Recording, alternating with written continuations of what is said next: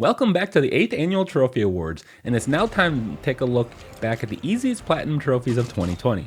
I asked the community to tell me your easiest platinums from the past year with the caveat that they not be quick or cheap platinum cash grabs, with My Name is Mayo being the poster child of such games.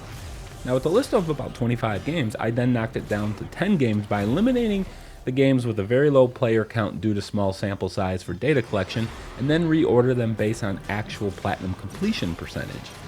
Here are some examples of games that received a small number of votes, but didn't make the cut due to their low sample sizes.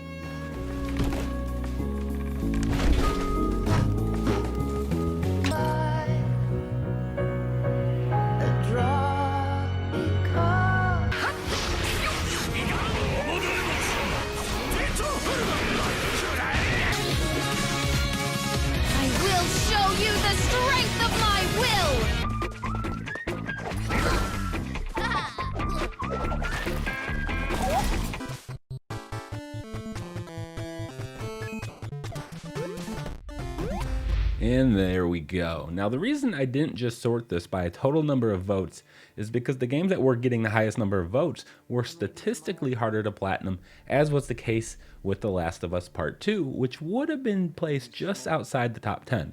So let's go ahead and make this a top 11 list of the easiest platinums of 2020, starting with, well, number 11, which you already know is The Last of Us Part 2.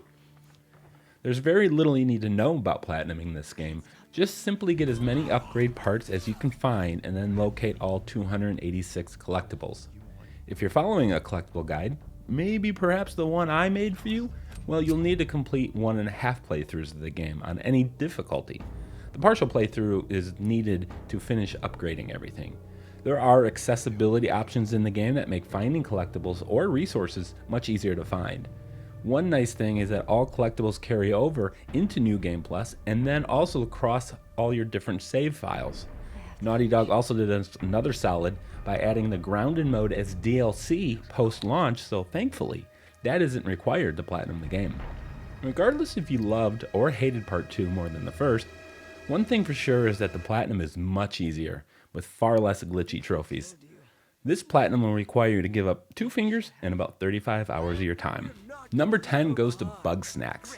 This is available on both PS4 and PS5, with it still currently being offered for free for Plus members until January on the PS5.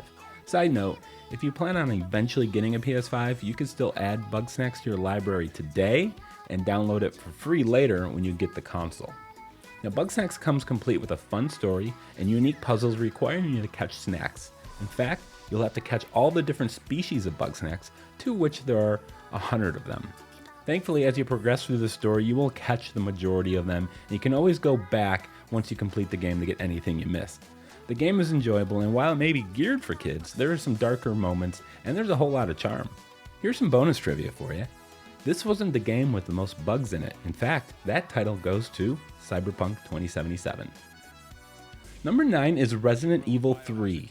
And it's a platinum that looks incredibly difficult at first glance, but once you realize that you can use cheats, it's actually a very fun trophy list for a game that requires at least 5 playthroughs. First, let's talk about what's scary about the trophy list. You'll need to do a 2-hour speed run, complete a run without using the item box or without healing, also complete the Inferno difficulty with an S rank, along with the standard affair of collectible hunting, but all of this can be done with an infinite ammo rocket launcher. This game looks really challenging at first, but it's actually really fun when you can just spam rockets. Plus, you can get the extra cheats that help recovery, defense, and adds additional inventory slots. All of those fun items can be gotten easily after beating the game for the first time. Even with at least 5 playthroughs, you could still platinum this in under 25 hours. I used the cheats, but I promise it was to get an easy platinum, and not because I was too scared to play the game legit. Yeah, let's go with that. Number 8 is Persona 5 Royal. Now, I wish I could speak with authority on this, but Persona isn't necessarily my cup of tea, and that's okay. What I can tell you is what my research uncovered, and the one thing I can say with certainty is that it's much easier to platinum than what players called Persona 5 Vanilla. This new and improved trophy list won't require you to 100% the compendium or max out your social links, and it also removes some of the harder minigame requirements. I feel the only complaint that I see regarding the Platinum is that it wasn't hard enough. which isn't something you see very often. Even with its low difficulty and the need for only one playthrough, this will still take 125 hours to platinum, assuming you don't forget one of the 35 missable trophies. It must not be that much of a deal, since I didn't find much evidence that people are struggling with that. Seriously, some people were disappointed this was too easy? Crazy. Number 7 is Dragon Ball Z Kakarot. By now, and you would be correct, you can assume that this is another game I haven't played. However, if I were to play it for platinum, the time would be around 40 hours. Looking at the trophy list, it appears to be mostly straightforward, with its list of things to do, with a number of them for doing specific things a certain number of times. There have been no shortages of Dragon Ball Z games that have come out over the years, but Kakarot is perhaps one of the best ones to come out since the PS2 days. At least that's based on what I keep hearing over and over again from people. From an outside perspective, it's the most standard looking trophy list I've seen. One thing I can't determine is if the trophy icons look like a bad high school yearbook or if it's a collection of mugshots. Number 6 is SpongeBob SquarePants Battle for Bikini Bottom. This is a sweet little 20-hour platinum with no missable trophies and needing only a single playthrough. What makes this enjoyable is that you just need to complete the game and then you can worry about getting the 100% completion. This will require you to get all 100 golden spatulas and find all 80 of Patrick's socks. That sounds a lot worse than it actually is, as most of the spatulas will be discovered automatically as you complete certain areas of the game. And the socks, however, well, they're more of a traditional collectible and are often placed in areas just off the main path, but can be found with a little effort. And if you're missing any, I'm sure there's a video you can watch. The only question that remains is, who keeps leaving their dirty laundry scattered around? Number 5 is Spider-Man Miles Morales. If you platinum Spider-Man, you will platinum this just as easily and in half the time. Miles Morales is a smaller game than the first game Insomniac made. It's in the same vein as Infamous First Light or Uncharted's Lost Legacy, with it being kind of a standalone DLC. This game uses the same map as the previous game, but features a new Spider-Man for you to play. Its story connects directly with the original game, and will certainly tie into whatever the proper Spider-Man sequel will be. The Platinum Quest is a simplified version of the previous game. Thankfully, you won't need to spend hours and hours swinging around the burrows stopping crime this time around.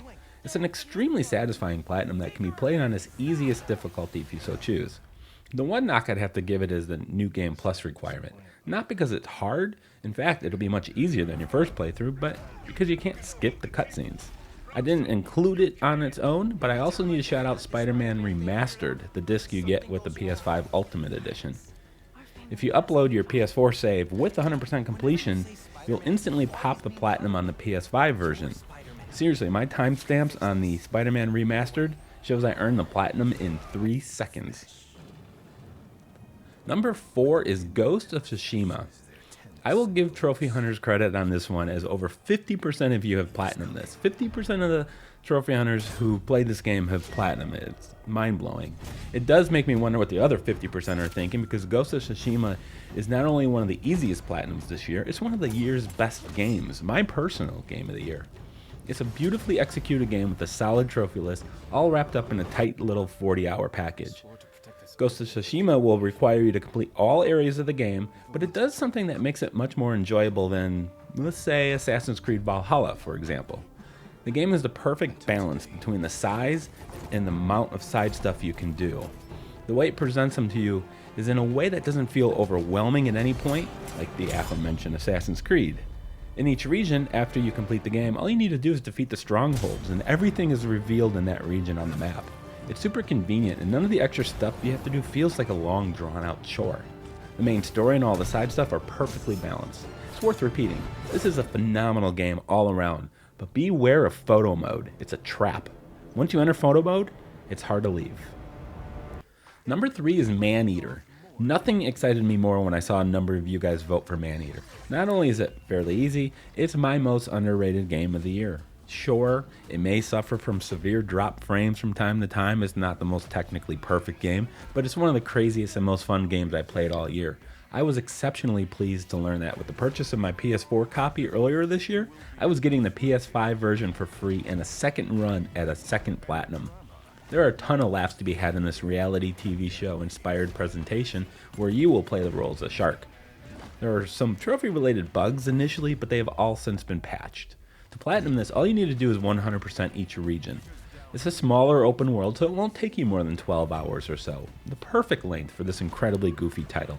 If you can't laugh while playing this, I don't know what to tell you. It's basically what would happen if the Farrelly brothers made a comedy version of Jaws. Number 2 is Star Wars Episode 1 Racer. This was originally released on PlayStation over 21 years ago.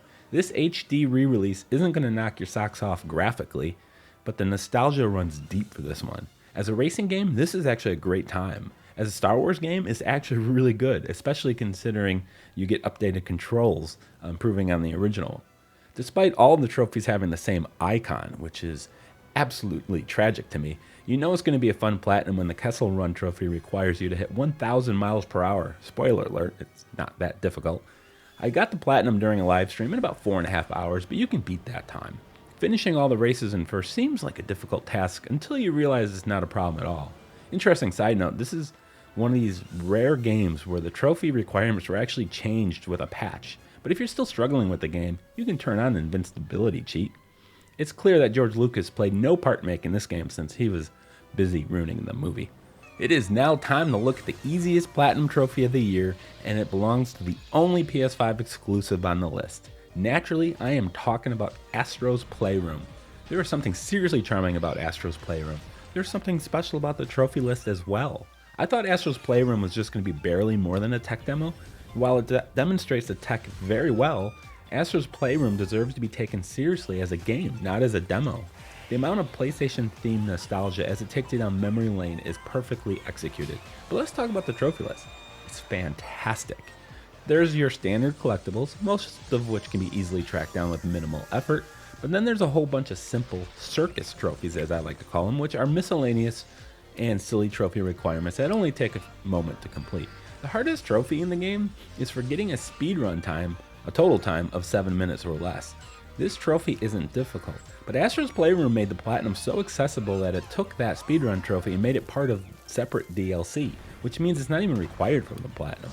It's a solid trophy list from top to bottom. It can be done in less than 5 hours. Since this is a pack-in game for everyone who owns a PS5, it will eventually become the most earned platinum in PlayStation history. I promise you that. So that's it for the easiest platinums of 2020 as determined by the PS5 Trophies community. No, I did not include any simple and quick platinum cash grabs. It is important to highlight the easy platinums of games that people may have actually heard of and may want to play. If you do want to know what the easiest and quickest games were, I did a top 200 easiest PS4 platinums of all time video. Most of those games take less than an hour to plat. It's a few months old, but I still think it works. And at any rate, what was your easiest platinum of the year? Let me know down below, and don't forget to check out the other 2020 Trophy Awards.